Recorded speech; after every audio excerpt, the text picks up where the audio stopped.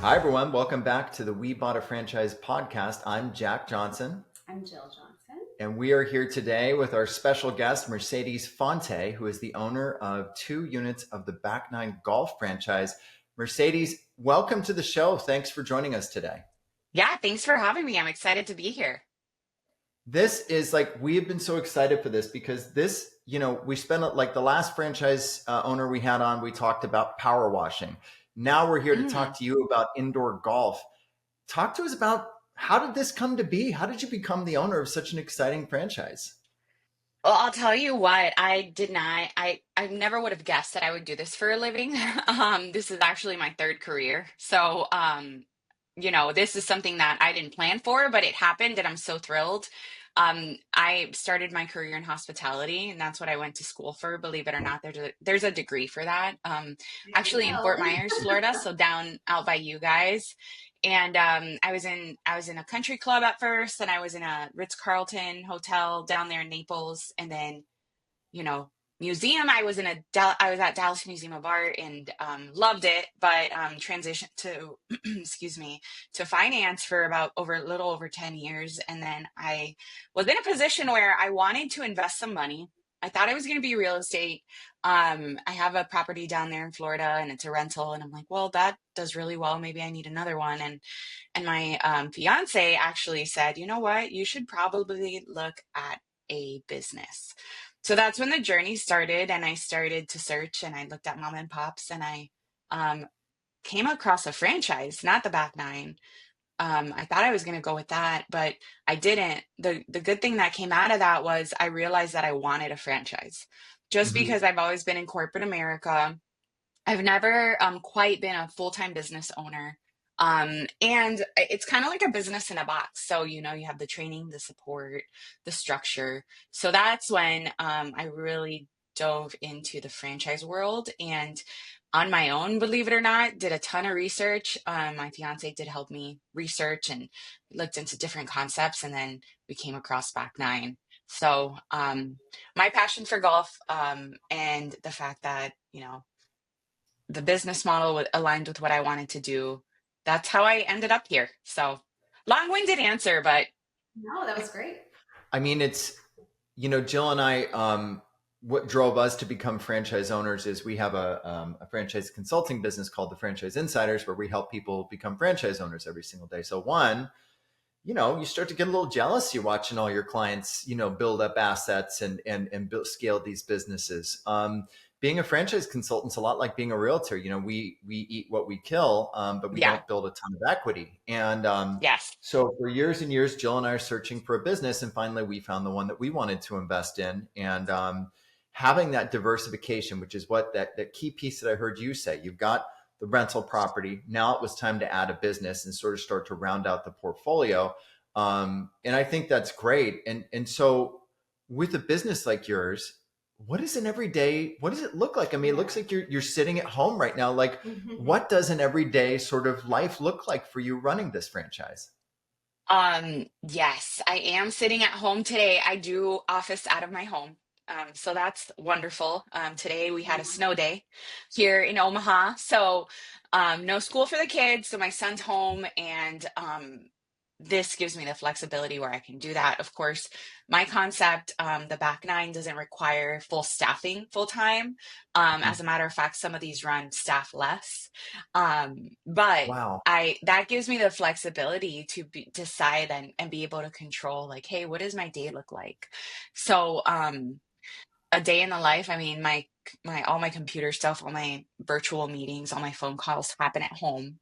I try and work out every day. I try and play a little golf every day on the simulators. But I spend a lot of time in the community. And I love that. When I was in finance, I loved acquisition, and I still do. So I do spend a lot of time building relationship in the community, telling people about Back Nine, how we're different, what helps, what are the benefits of coming into the Back Nine, not only as an athlete, but also as a business owner, because all the Mhm. networking and all the entertaining that happens in there is great. So I spend a lot of time in the community, a lot of time in the facility. I just enjoy being there, love meeting the members, That's and great. that's what my day looks like, honestly. So, okay, so the next thing you said that's really interesting is that there can be events in that space. People can, from a corporate standpoint, I'm assuming, Yeah. rent out the space for a period of time. What and I don't know if you can share this or you have the data. I have a feeling you probably do. What percentage of revenue comes from more sort of corporate gigs at the back nine? Yeah. So my facilities, well, specifically now both of them, I just opened the second one in January. So not a ton of Okay. data there, but my first one I opened in August, and about 25% of my membership comes from corporate. And I Wow. think that's not typical of a back nine. It's beginning to be because other franchisees are seeing, wow, this can be more of a partnership with other business owners versus just individual membership. So that's starting to grow in that. But a lot of those relationships that I had from my previous roles, I was able to integrate into this to say, hey, for business owners, do you want to entertain your employees? We have some leagues that come out of employee engagement opportunity. We have private events, whether it's with clients or employees. So there's a lot of different opportunity, but about 25% of my revenue comes from the corporate side. So mostly Okay. membership, but also events and leagues. Amazing. So so we just, in fact, right before we got on the podcast with you, we were talking to our GM. We just landed a really big HOA client, and what we're going to do is do power washing all throughout the neighborhood for their Nice, sort of neighborhood space. It's big job. $25,000 job that we will finish in about 6 days. And nice. so, yay, big job, but it's like they don't, as part of the deal, they didn't want to do a deposit and they wanted to pay in full once the job was complete, and their terms are like 14 days. So one of our challenges was, how are we going to do this while we're paying a crew and keep cash flow coming? Because that's, I mean, again, as a business owner, this might be all of our biggest sort of sore spot, especially in the first year, is cash flow. And Hmm. so we were looking at the calendar. We're like, okay, what we have to do is we have to sort of mix this job in with other days where our residential clients, they pay us the minute the job is done, they pay us in credit card. So we determined that, okay, over a 2 week period, we're going to stick these 6 days in there, interspersed with residential jobs that will pay us Right. to sort of mitigate that the sort of cash flow challenge that it presents. And I think we came up with a solution that works. So now this is leading into my next question for you. When you do corporate events like that, do they do a similar thing with how they're paying you, or do they pay instantaneously for those types of events? Honestly, sometimes I just want to get it done. And, it's usually I'm talking to an admin or, somebody's Mhm. assistant that says, hey, it's in the budget anyway. So I'm just going to pay you in full. And then, but most of the time what I require is 50% upfront. And, Okay. and so then they pay, the day of the event, the rest of it. But it's interesting that you say that about cash flow because, that was like the number one thing. And coming from a financial background, I was like, I've got to make sure that all T's are crossed, all I's are dotted. And Mhm. I think, and correct me if I'm wrong, one of the biggest, I guess, opportunities for small business owners is the biggest failure opportunity or problem would be running out of money. So I don't know if that makes sense, but that's what I'm hearing. So just making sure that you plan for the cash flow, I think that's so important. I'm Yeah. so glad you brought that up. Well, I thought it was interesting that you said that they can run without someone. So how does that work? Like, what does your staffing situation look like? Yeah, so this concept is the best way to describe it. It's kind of like a 24-hour fitness for golfers. So Okay. basically, members we provide an app for members. They book online or on the app, and then there's a button right on the app or a button that gets texted to the person that doesn't have the app to open the door. Mhm. So basically, Wow. they're securing their booth or their bay online the whatever time they want to come in, and then they get in with this button. And then once they're there, I mean, it's pretty much self-service. They turn on the simulators. Some people have an account where they record all their stats and kind of stay on top of that. And then other people, just want to play, just want to practice or play a round of golf. So that's been huge because that means that we don't have to have somebody there all the time. do you have someone there during like normal business hours or just as needed? Sometimes Yeah. we do have some franchises, some franchisees, I mean, that do have staff there full time Mhm. during the day. My or locations, I don't have somebody there full time, but we do give free demos. So we want to be there when somebody schedules a demo. We do have public tea times, so it's not member only. Okay. So sometimes people, when they come in for the first time, they kind of want to see what it's like, and so we do have somebody there for those things, Okay. but not all the time, no. Yeah, that's great. And we can play at like a number of different like real life courses, right? Virtually. Is that the thing? Yeah, it's super cool. We use full swing technology. So, Mhm. one of the top, if not the top in the industry. Not sure if you've seen the TGL, Tomorrow's Golf League, Tiger Woods out there in Jupiter, Florida. Um, they use the full swing. So it's top-notch technology. And it's cool because almost every month we get one course that's new. So it's kind of fun to see what course is out there. But there's courses from all over the world. We even Mhm. have a Nebraska course, Dismal River, that's really well known. It's one of the Yeah, top courses out here and in the nation. And so it's kind of cool that you can play these courses and potentially then go out there and actually book a like tea real. time in the Yeah, actual that's course really and cool. see how you do. That is super cool. And do you think like so for me, like I'm a terrible golfer, but I would love to be better at it, right? But Yes. is this something obviously I see the appeal, just like the gym for someone that works out every day. Clearly I see the appeal, especially I think I would also think being in a cold weather state where you guys deal with snow days, being able to go play around, in the comfort of a retail environment is wonderful. But are there specific programs for beginner golfers as well? Yeah. So I love that. We give the opportunity for people that are, intimidated by going out on a golf course. It's not the same Mhm. when you're learning out there and there's like people behind you and you're kind of nervous that maybe you'll hit somebody or hit somebody's house. So It's a I safe think, and then lose all space. your golf balls. Yeah. Yeah. So this gives a perfect environment for people of golfers of all skill levels. So if you're a Mhm. beginner, you can go in there and practice where, it's semi-private, nobody's really watching, nobody's really pressuring you. The other thing is we do have golf pros that teach in our facility. So even if it's like your first lesson, or we have programming where sometimes we have group lessons, so just getting in there, figuring out, hey, what is it that I want to work on, whether it's by myself or partner with a pro that can give me some pointers. And then Mhm. I can go in there and practice every day if I want to. And I've gotten a lot of feedback from our members that we've had a couple nice days here this winter, but they've been able to go out into the course and play outside and they see the difference. So that's super exciting that it's actually making a difference for people and not Yeah. just fun, but improving their game. And how does the franchisor help you facilitate those relationships with local pros, or is that something you have to do? Like, how does that work? Yeah, it's interesting because boots on the ground, it's like you're running your own business. I don't know how it is in the Mhm. power wash world or with your franchise, but boots on the ground, this is my business, this is my baby.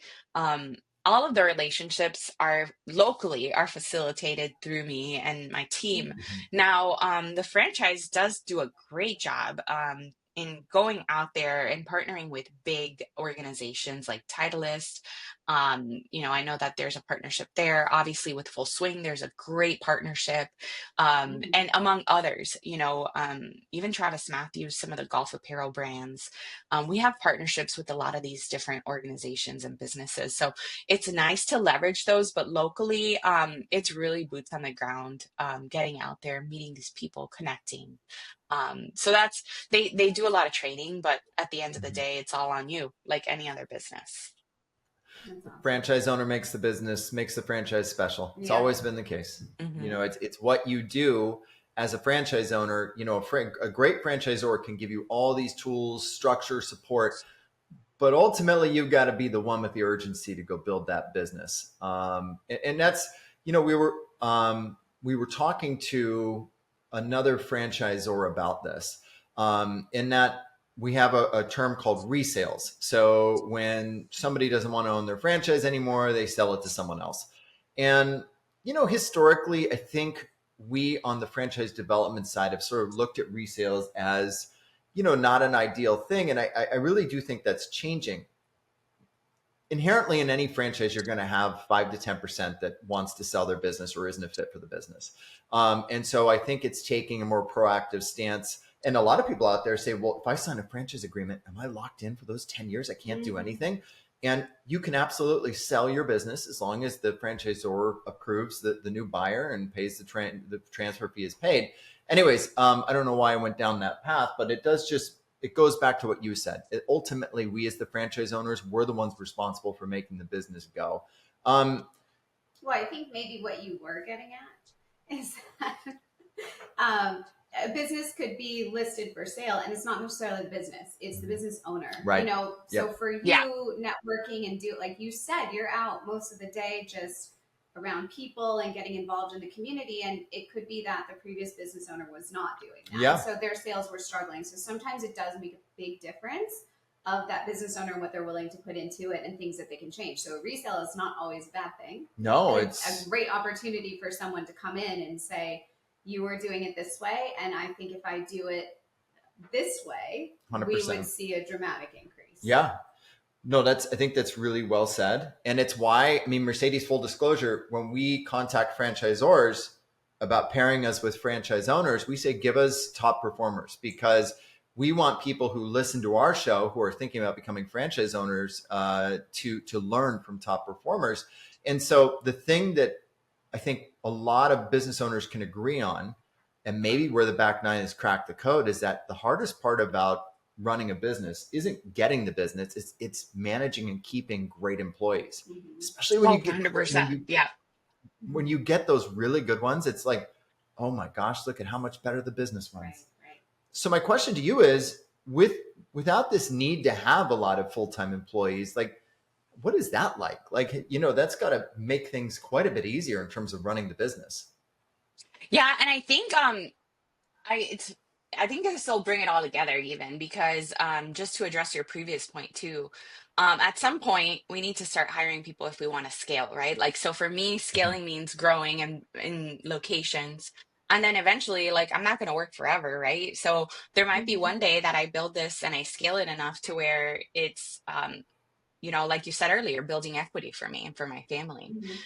So something that I could potentially sell down the road 20 years. I'm going to want to retire one day, but maybe, who knows? But at the end of the day, you do have to start scaling it at some point so that you can leverage your skill set in the right way. Because as a business owner, you're learning and you're growing.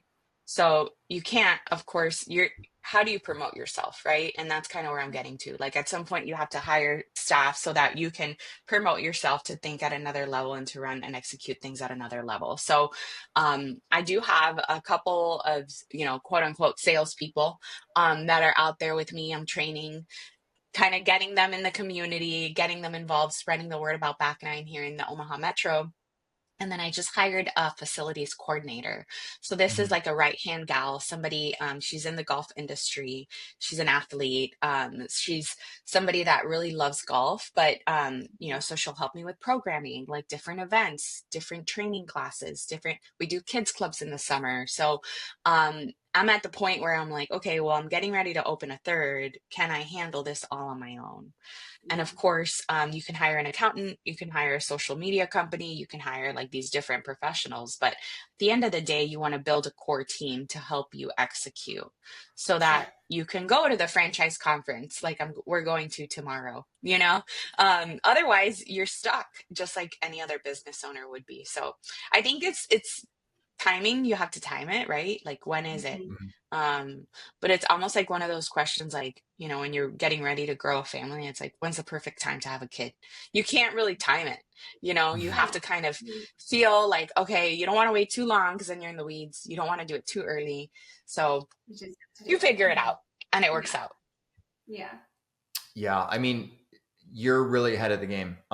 When we advise our clients, and for any of you that want to learn more about the back nine or get a franchise consultation, text us at 305-710-0050. When we consult with our clients, it's always talking about, yes, we're going to look to identify the right franchise, right? For right now. But we also want to think about the business you want to be. And we want to make sure you understand running your business in a way that's going to make it more valuable. And ultimately, the more a business can run without the business owner, and I'm not saying we buy a business for it to be absentee. All of us know that businesses require a lot of time, capital in the beginning. But ultimately, business owners need to build the business to run without them if they want to have a successful exit, meaning that they can sell for a 3-4 times multiple. So those things that you're saying are very wise and very true. And we looked at it the same way. We bought all of Palm Beach County for Pinks, and we hired a GM, and he's worth every penny. He's a great guy, but we pay him a great salary because we wanted to build a company that could grow and ultimately have 15, 20 trucks one day. Yeah. Definitely. Yeah, I feel like I tell everybody I'm in growth mode right now. I'm in growth mode because, you know, not only time, but money, you know, so it takes, if you want to grow, you have to invest in it. But then you also have to build it so you can scale. So Yeah. it's almost like a fun little math equation. Yeah. It really is. It is. It's every day is an adventure. But you know, it's not, I don't know about you. I mean, I think, we probably spend about 2 hours a day on Pinks. That'd be my guess. You know, some days more, some days less. I think we're thinking about it. We talk about it at the dinner table every night, but it, you know, it doesn't take like 12 hours of grinding per day. Yeah. Yeah. Yeah. And I think when I'm ready to hire that GM, I think that's gonna be it's gonna be nice to have somebody to kind of run the business, and then I can be business owner hat versus in the business. Oh, that's another thing. I mean, when I was in finance and I was recruiting financial advisors, I would talk about in the business and on the business. And in the beginning, you kind of feel like you're in the business a lot, but you do have to take a step back and kind of talk about it at the dinner table and have those conversations of what does tomorrow look like? What does 3 months? What does a year? What does 5 years look like? Because you don't want to be stuck in the business forever, right? Right. And I think getting that experience in the business is really good. I think knowing what 100%. your GM will potentially do will make it easier for you to find the right person and then train them. And, you know, Jack and I always talk about it with our franchise consulting business that, you know, we were having a great time doing a great job consulting and telling people which franchises to go into, but we hadn't owned one ourselves. And now that we're in it for that Right. business, now that we're in it, we now know. And so we can better advise and talk to our clients and really prepare them for what they're, you know, what's ahead of them. So we've kind of done it that way. But I think it's really important to do like really what you're doing, you know, be in the business now and grow it to the point where you can step back and bring someone in. And you're fortunate that, you know, this business allows you to do that because that's really the best way to grow and grow steady and, you know, be solid, have a solid foundation. Yeah. Yeah. It's a great point. I totally agree with like, it depends on the business, right? Like not every business is going to allow you to do that. That's why it's so important to talk to people like you guys, to figure out like, okay, what do I want to commit? Like time, money, mental, you know, clarity, like what do I want to commit? And then maybe it's someone that's like, no, I want to be in there every day. Maybe it's someone that's like, no, I kind of want to run this semi passively. Is there something out there that can help me do that? Yeah. The simple answer is the more capital, the easier you can do it. But the truth of it is that no one can replace the hustle of the owner. And it does take, you know, it's like, and by the way, as leaders, we want to show our you know, the people that work for us that we're not afraid to roll up our sleeves and work alongside them. And for Jill and I, that doesn't mean we're out there, you know, washing windows or power washing. We're all about scaling versus scrubbing. But what it does mean is to give our GM reprieve on the weekend, Jill and I will handle the first contacts on the new leads that come in. And that's not a big deal because we've got a great CRM. So we were at dinner on Sunday night, new lead comes in. I'm able to send a quick text and an email through our CRM. Here's, you know, responding to them. Here's our openings. boom, it was done in 2 minutes. It didn't take that much time and it wasn't that hard. And frankly, I mean, I kind of like to do it. There are other Pinks owners that may not be their thing, but they want to get out there with their team and wash windows right alongside them for an hour to show that they're solid with them in the business. I think that's the cool thing, is that as a franchise owner, you get to choose how you want to lead. It's your Right. chance to be the leader of the show and run the company. Yeah. Yeah. It's definitely game changing compared to corporate America, where Yeah. you're given like, here's the plan for this year and go Right. execute. Um, so it's very different. Yeah. You get to Yeah, choose. and it's not for everybody, and we know that. But to your point, I know you did all the research before finding the right one for you. We love when people come to us because we can walk them through all this too. Because there are some franchises where you can get a playbook and this is how you do it, and there's not a lot of flexibility. And we want to find the right match for people, Right. and that's so important to do that. And hearing your story is also great for our clients to hear and for everyone to hear that you can do it. You can have a work-life balance. You can take a snow day and it's okay. The business is still running and still doing well. And I think it's really important for people to see all the different types of franchise opportunities that are out there. Yeah. What's been your biggest surprise so far as a franchise owner? What's the thing that you weren't prepared for? Oh man. That's a good question. Let's see. I wasn't prepared for growth this quickly. I wasn't Good problem. Yeah. anticipating that I was going to have an opportunity to open a second and then a third. I really thought it would take me more time to even think about it. That has been the absolute biggest surprise, to be honest. And I think it all stemmed from the amount of interest in this brand and in this Mhm. concept, because there are so many people out there looking at this opportunity. And once I brought it to market, I was the first of them in the Midwest. And once I brought it to market, people were like, "Whoa, what is this? I want to do this Yeah. too." So That's awesome. I had to make a choice of like, hey, do I want to, if I'm able to, do I want to move forward with the second and third location? And luckily, I was. But yeah, that was surprising. That brings up another question that I've received in regards to the back nine when I've showed it to prospective franchise owners. They've said to me, "Oh man, I feel like those things are popping up on every block now." Yeah. What's your thought when you hear that comment? I think I think we're different. I think obviously the back nine is different. And I can get into why, but I also feel like this concept, we're right at the beginning of this opportunity. So what I'm trying to say is golf is going to be around forever, right? People are going to Yeah. want to golf forever. Right now, I mean, golf simulators have been around for a really long time. Right Mhm. now, they're kind of exploding. And I feel like it's because people are seeing it as a training facility, not just something they do in the cold season or when it's too hot outside. So Mhm. now it's almost like a fitness center for golfers where they get to go and work on their game. They book their tee time. They can go every day, 24/7, any time of the day, and stay up on their game year round. And even when it's like beautiful out and they're playing the course, they want to come in and train 3 times a week so that they don't, like we said earlier, go out there and lose every golf ball like I usually Right. did. Yeah. Now I'm losing about half as many. So I think that there's a market for it. 100% there is. I think that our concept is different because it's not a bar. So some people want to go use them to have fun and play with their friends and, have a drink and have a couple bites to eat. Other people are actually wanting to work on their game and like train. Mhm. And Mhm. we're really that's more of our clientele. Of course, you can come on the weekend, play around golf with your friends in the simulator, but a lot of our members and the people that come into back nine are golfers, or they want to be golfers and they really Yeah. want to work on their game.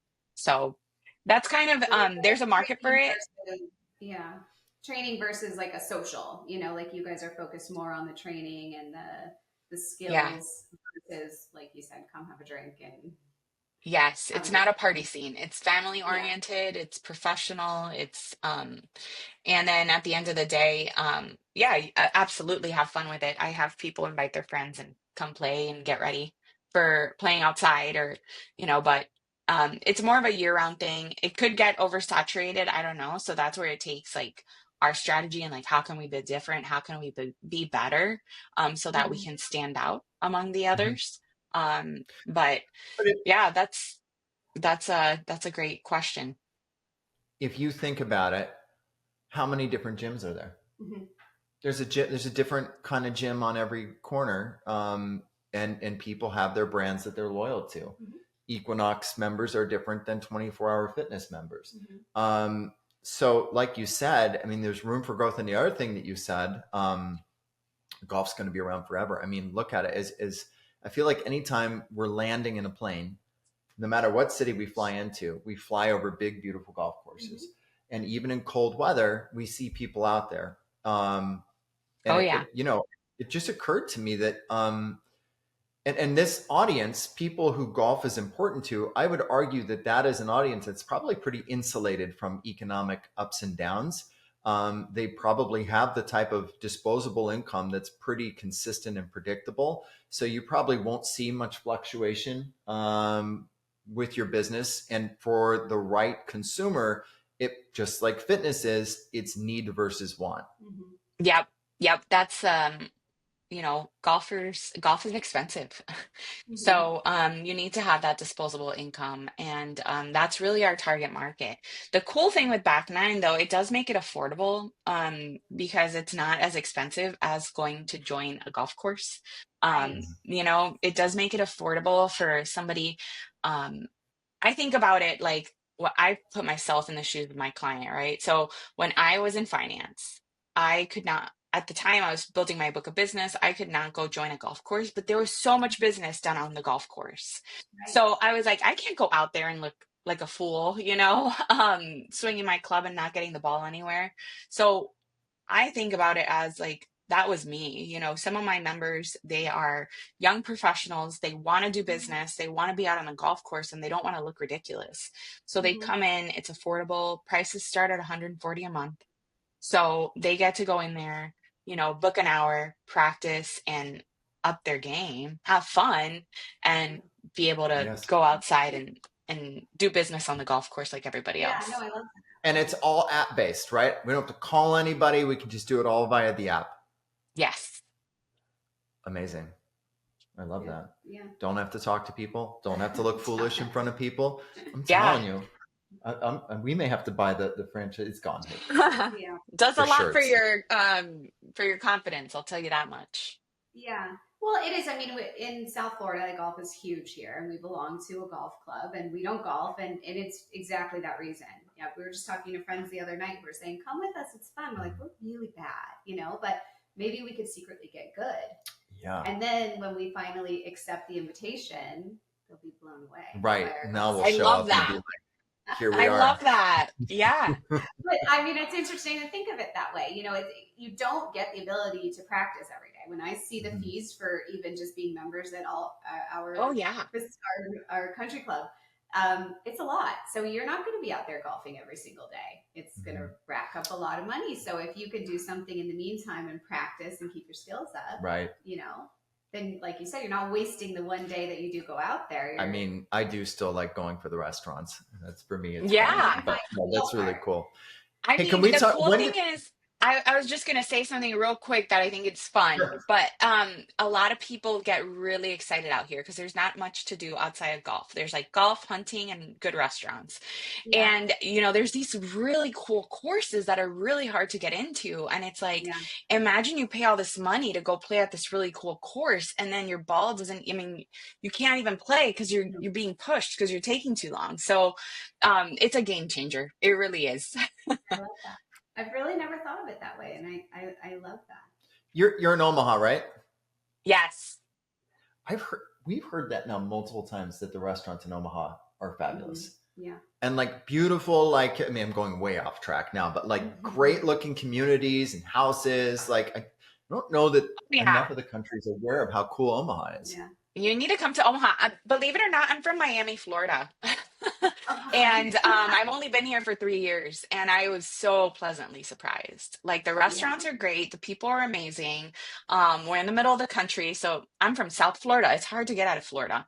It's a Yeah. long Yeah, travel that's where day. we are. So, Yeah. Yeah, we're not. so anyway, yeah, you guys should come out and visit us. I'll We book have you a a tea client. time. Yeah, Okay. oh, for sure. Deal. We have a client. I mean, Omaha's kind of a little franchise. Like there's franchise Fastlane is there, Horsepower Brands is there. We have a client that bought a franchise called Gatsby Glass here in Boca Oh, Raton. okay. And so he had to go out to a discovery day in Omaha, and he was nervous. He's like, what is in Omaha? What's that going to be like? And he came back and he's like, no, it's really cool there. So we've now heard that multiple times. Mhm. Okay, here's my last question for you. How long have you been open? So my first location was July was soft open, August was grand opening, Okay. 2024. So, okay. So So not here quite a you are. year. You're almost a year. What advice would you have for people considering franchise ownership now that you're almost a year in? What would be the best advice you would have for someone that's considering franchise ownership?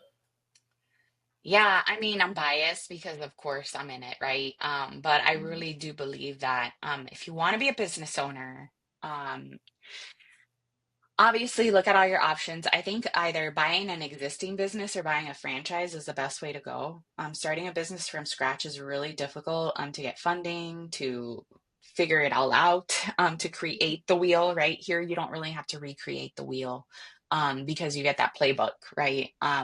That business in a box, like I call it. So I think the best advice would be like do your research to make sure that you have the right one for you.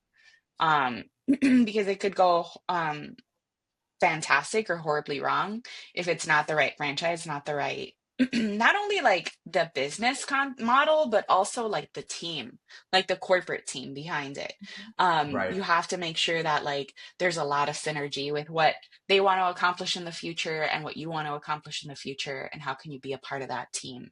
um, so I think maybe that's the biggest piece of advice, like choose wisely. And luckily there are people like you out there that can help them. But I think that's because it's a phenomenal opportunity. I mean, especially for somebody that's never been a business owner, because you have everything you need, and then you can really shine locally, but you have the support back in home base. Yeah. Yeah. No, I think what you just said is spot on. It is about the people.